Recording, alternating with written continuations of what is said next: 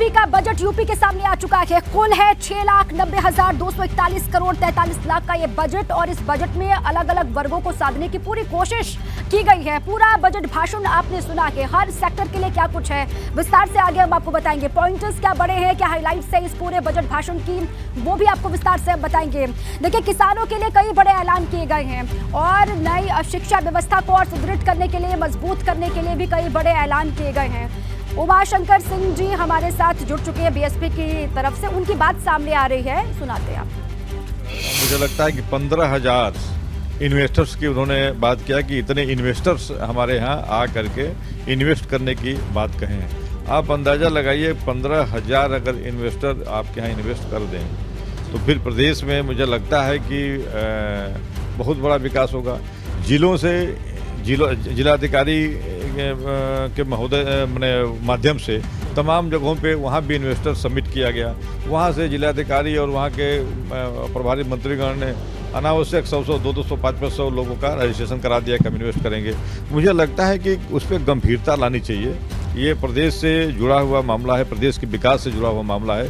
इस पर गंभीर और ठोस कदम उठा करके इस तरह की व्यवस्था करनी चाहिए, न कि केवल हम पब्लिक में और मीडिया में केवल वाहवाही लूटने के लिए इस तरह की घोषणा करें। को बीएसपी कैसे देख रही है, आप इस ओवरऑल बजट को कैसे? बिल्कुल ये उसी तरह से हुआ जिस तरह से पिछला बजट है, आज तक अभी 50% भी नहीं खर्च हुआ है।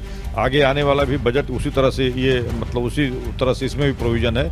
इसका मान के चलिए कि 50% भी फिर अगले वित्तीय वर्ष में नहीं खर्च होने वाला है और फिर गरीब और दबे कुचलों के लिए इस बजट में कोई व्यवस्था नहीं की गई। वो तो कह रहे हैं युवाओं, महिलाओं, किसानों सबके लिए है इसमें। ये तो मैं कह रहा हूँ कि पिछली बार भी उन्होंने बजट में ही अपने इसी शेरो शायरी के साथ उन्होंने कहा था, लेकिन अगर देखा जाए तो फिर वो शेरो शायरी को अगर लाया जाए और पिछले बजट के बाद अगर उसकी तुलना किया जाए तो वो फिर लगेगा धाक का पात पे ही लगेगा। कुछ नहीं, केवल ये बजट केवल अपनी एक डंका पीटने के लिए है, अपने आप को संतुष्ट करने के लिए सरकार ने पेश किया है। इससे आम जनता का कोई सरोकार नहीं है।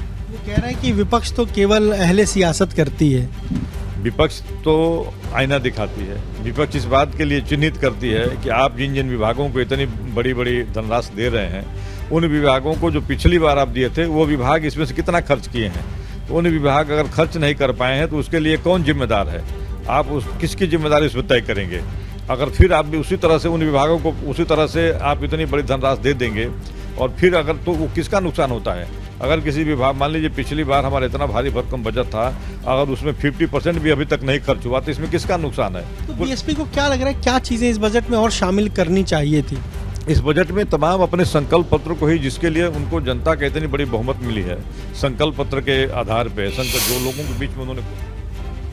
तो मेरे साथी अनुभव शुक्ला उमाशंकर सिंह से बीएसपी की तरफ से उनसे बातचीत कर रहे थे और विपक्ष साफ तौर से ये कह रहा है कि सिर्फ अपनी संतुष्टि के लिए ये बजट लेकर के सरकार आई है और इसमें आम जनता का सरोकार दिखाई नहीं दे रहा। जबकि वित्त मंत्री को आपने सुना, उन्होंने कहा कि समग्र विकास वाला ये बजट है, सभी के हित को ध्यान में रखकर के बजट तैयार किया गया और उम्मीदों से परे जाकर के उम्मीदों से बेहतर ये बजट है, ये बात उन्होंने कही है।